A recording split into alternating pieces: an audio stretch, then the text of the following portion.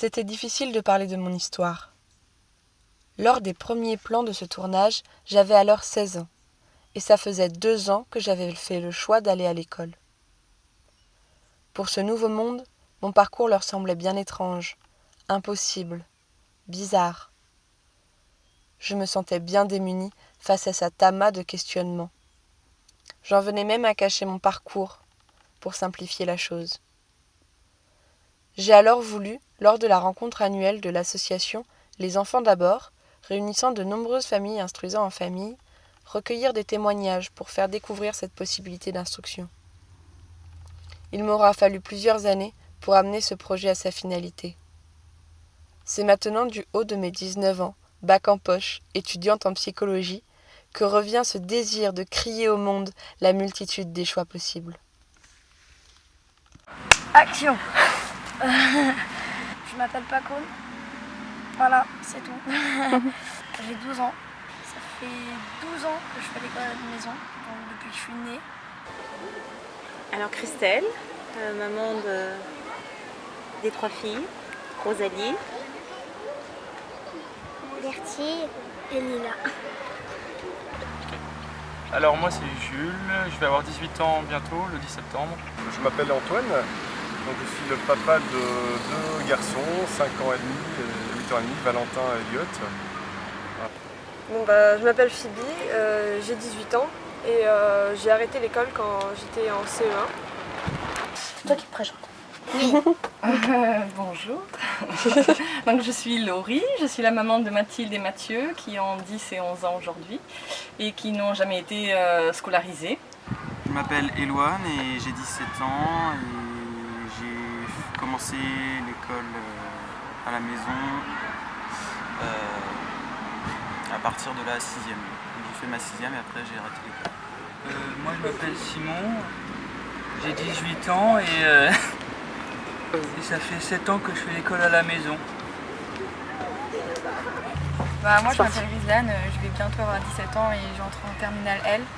Donc je suis jamais allée à l'école de ma vie à part en première et voilà. Donc moi je m'appelle Louisa, j'ai toujours été à l'école en fait. Moi je m'appelle Anaïs et j'ai fait un peu d'école petite jusqu'à mes 5 ans. Et après j'ai fait ma rebelle, je me suis barrée. Et j'ai plus voulu y retourner, maintenant j'ai 18 ans et je suis toujours pas allée. Voilà. Ok, moi je m'appelle Rose, j'ai 16 ans. Et j'ai jamais pas été à l'école. En gros, j'ai toujours été à l'école quoi. Alors, je m'appelle Tatiana Bachlicheni, j'ai 17 ans et jusqu'à mes 15 ans, j'ai fait l'école à la maison. Mais alors, pourquoi ce choix ? Pourquoi instruire en famille ? Pourquoi prendre un chemin de traverse ? On avait envie d'essayer, on avait envie d'offrir à nos enfants peut-être quelque chose d'un peu différent qui nous correspondait. Après, en sachant que ce choix, c'est toujours quelque chose qui peut être revu, c'est en fonction un peu de l'évolution des enfants. Et donc, nous, à l'heure actuelle, on est vraiment très contents de ce choix et on trouve qu'on a un épanouissement des enfants et des parents pour l'instant qui est chouette dans le mode de vie qu'on a choisi ici. Ouais. Déjà, je trouve qu'on passe vraiment beaucoup de temps une bonne partie de sa vie à l'école et puis je trouve ça pas super de passer 5 jours sur 7 à l'école pendant 20 ans à peu près. Donc on a fait le choix, c'est arrivé assez vite parce qu'on avait décidé déjà depuis la naissance de notre premier de respecter, d'essayer le plus possible de respecter son rythme de vie, son rythme d'apprentissage. Et il s'est avéré que à 3 ans, ça ne nous paraissait pas respecter son rythme que de le mettre dans une collectivité. Donc petit à petit, ça s'est fait tout seul. Et puis aujourd'hui, ils sont presque adolescents et on a continué cette façon d'apprendre. Et ça vous va, vous, de faire l'école à la maison ? Oui, absolument. Ouais. Prendre une voie qui n'est pas déjà tracée. Commencer sur une page blanche, ce n'est pas chose facile. Parfois ça fait peur, parfois on doute. Parfois c'est difficile d'affronter ses propres peurs, mais également celles des autres. celle de notre famille, celle de nos amis, et même des inconnus.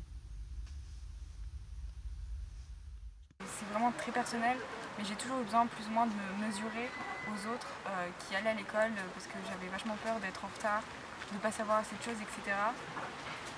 Et c'est pour ça, entre autres, que j'ai passé par exemple le brevet en candidat libre et que j'ai eu des notes très correctes au final. Moi je sais que quand j'ai quitté l'école, vraiment j'avais envie parce que à 5 ans, t'as pas envie d'aller à l'école, être obligé d'être assis à une table. Et donc ça m'a pas fait peur de quitter l'école, j'étais contente. Par contre c'est vrai que plus tard j'avais peur de pas être au niveau mais en fait ce qui me donnait le plus envie d'aller à l'école c'était plus d'avoir des amis parce que j'étais dans la campagne isolée donc en fait j'ai pas vraiment eu envie d'aller à l'école pour l'école.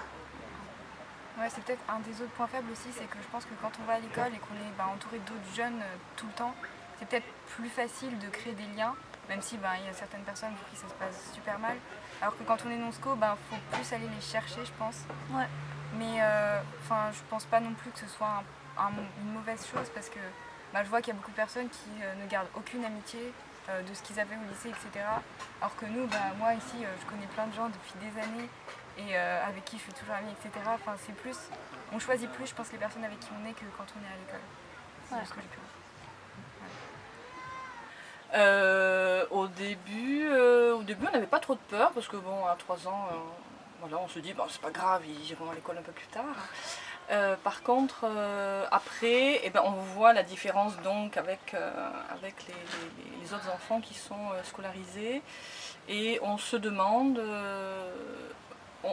mais qu'est-ce qui va se passer le jour où nos enfants voudront accéder à un métier, accéder à un diplôme, retourner à l'obligation donc du système scolaire pour arriver à aboutir au métier qu'ils veulent. Et donc là on se demande, c'est sûr, est-ce qu'ils vont y arriver, est-ce qu'ils vont y arriver.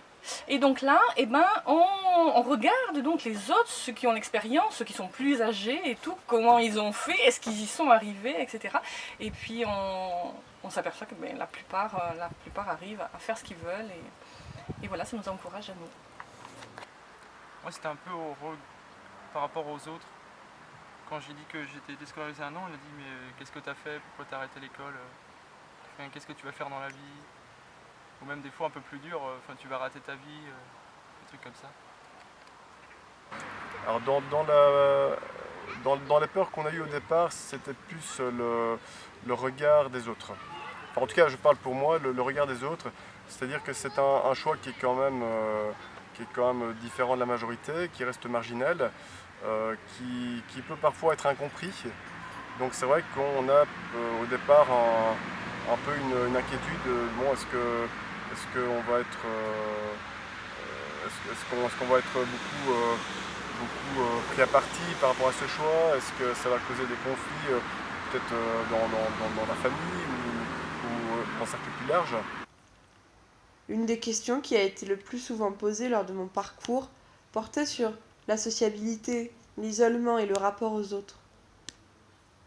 Notre future capacité à intégrer notre fameuse société.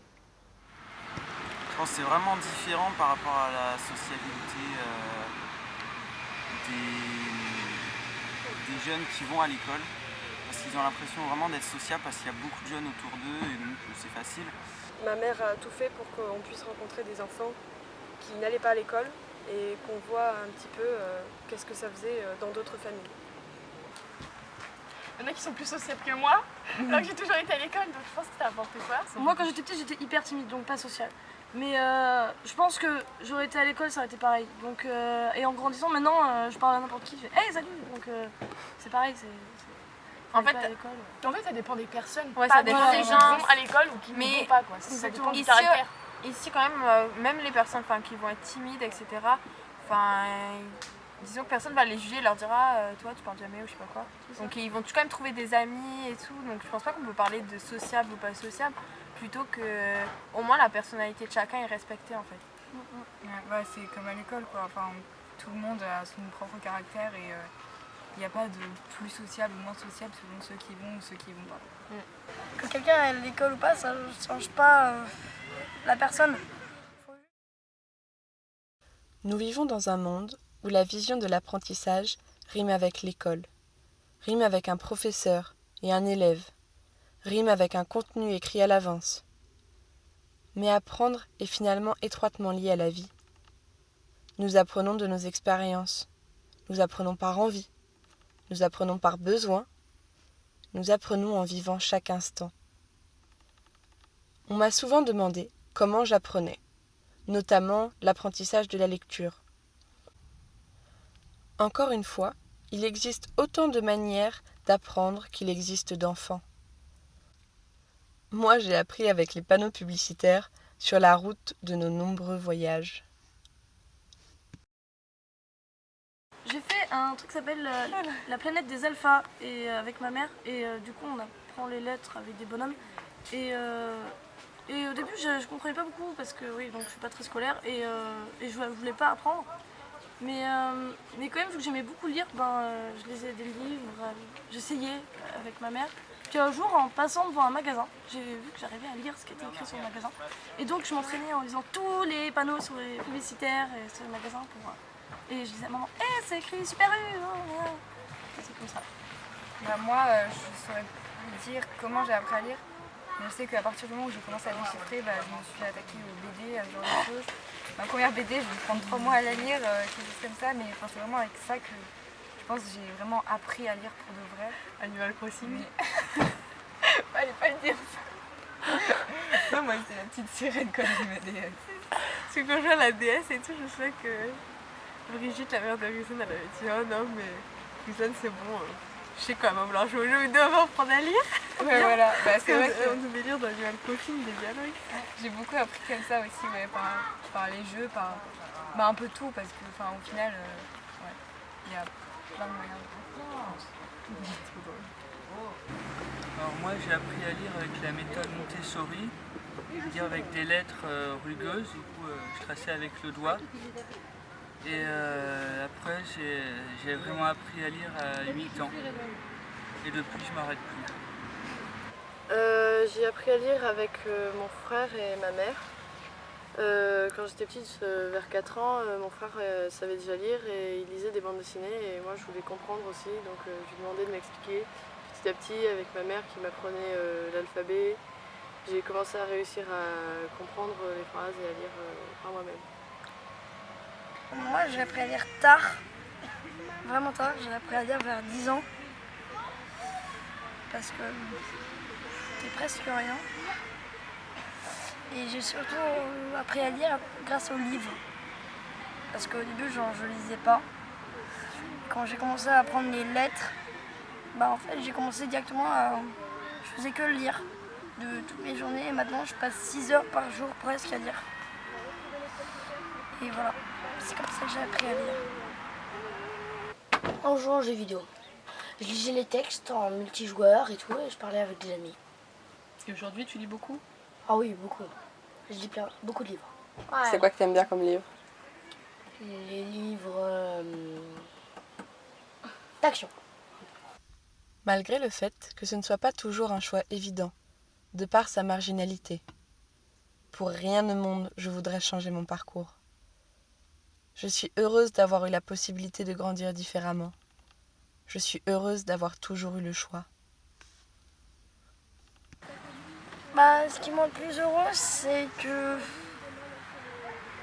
déjà, c'est pas forcément des profs qui nous font faire des cours, et c'est plutôt les parents. T'apprends avec quelqu'un que tu connais, même très bien. Et je pense que c'est plus cool. Plus de liberté au niveau du temps, au niveau des horaires. Le matin, je me levais carrément plus tard du coup. Et on peut faire un peu vraiment ce qu'on a envie, tu vois. Si t'as envie de lire, si t'as envie de sortir, voir des amis, aller voir des films, apprendre des langues par toi-même, des trucs comme ça, c'est plus libre. Depuis que j'ai arrêté l'école, je suis largement moins timide déjà. Au niveau avec les parents, avec mes potes, les ados, même les enfants. J'arrive mieux à m'exprimer. Je suis moins timide, ouais. Le fait que j'ai pu avoir beaucoup plus de temps pour moi, pour les choses que j'aimais faire, pas simplement pour les cours. coup, j'ai eu le temps pour faire de la musique et en même temps du sport et ne pas avoir eu à faire un choix entre les deux. C'est apprendre ce que je veux, quand ça m'intéresse, avec qui je veux. Ce qui me rend heureuse, c'est la relation au temps qui est vraiment différente. Et du coup, une famille plus apaisée, voilà. Meilleure relation. C'est que déjà on est plus avec sa famille, enfin voilà, déjà ça c'est bien. Déjà on peut faire plus d'activités ensemble, genre on va à la patinoire ensemble, tout ça.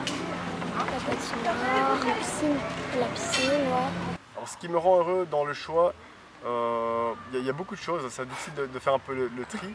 De voir mes enfants qui se lèvent le matin et qui ont directement la pêche pour aller faire des trucs, pour aller faire n'importe quoi, c'est quelque chose qui moi me motive beaucoup parce que il n'y a jamais à un moment donné de fatigue pour les tirer du lit. Je veux dire, c'est quelque chose qui est spontanément, ils ont l'envie de commencer la journée. Et donc il y a une motivation qui est là constante toute l'année. Après, ce qui me motive aussi, c'est de pouvoir en tant que parent prendre encore plus pouvoir prendre encore plus de part dans l'éducation et l'instruction de ses enfants et de pouvoir partager avec eux beaucoup de choses qu'on n'aurait pas eu l'occasion de partager, ou en tout cas en moindre mesure s'ils avaient été scolarisés pendant des années. La liberté. La liberté de chaque jour pouvoir décider de ce qu'on a envie de faire. Apprendre quand on a besoin et pas juste apprendre parce qu'il faut apprendre. Je pense que c'est vraiment, pour ceux qui sortent du système scolaire, moi j'ai trouvé ça un petit peu dur au début, mais une fois que tu es lancé, que tu connais des gens et tout, il n'y a pas de problème, on n'a pas du tout envie d'y retourner, on a vraiment l'impression de vivre, de respirer. Non, en fait c'est libre de choisir ce qu'on veut faire quand on veut le faire. Pas être obligé d'avoir un programme. Moi, ça m'intéresse pas, je peux pas apprendre quand on m'oblige. Donc c'est un avantage pour moi.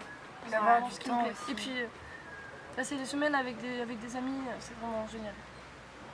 Ouais, et avoir du temps parce que, par exemple, moi je vois que je suis jamais allée à l'école avant la première et j'ai le même niveau que les autres alors qu'eux ils y sont allés quasiment toute leur vie. Donc, je pense pas avoir perdu grand chose quoi, et juste avoir gagné beaucoup de temps. Voilà, c'est ça, moi je pense que. Je sais pas, j'ai toujours été à l'école, mais j'ai l'impression que vous avez plus le temps d'apprendre quoi. Parce que nous on a un programme, les profs ils se dépêchent, pas tous, mais la majorité. Et du coup, et puis on fait les choses parce qu'on est obligé, alors que vous faites parce que vous en avez envie, la plupart. Genre là, il y en a plein qui savent parler anglais, mais moi dans ma classe, personne ne sait parler anglais quoi.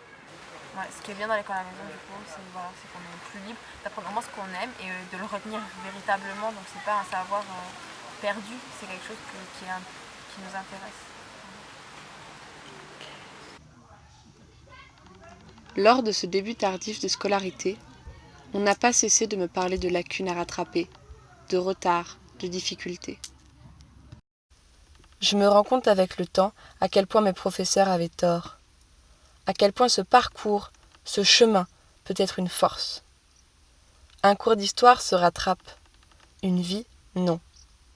Et moi, jusqu'à aujourd'hui, j'ai vécu, avec passion, avec envie et sensibilité.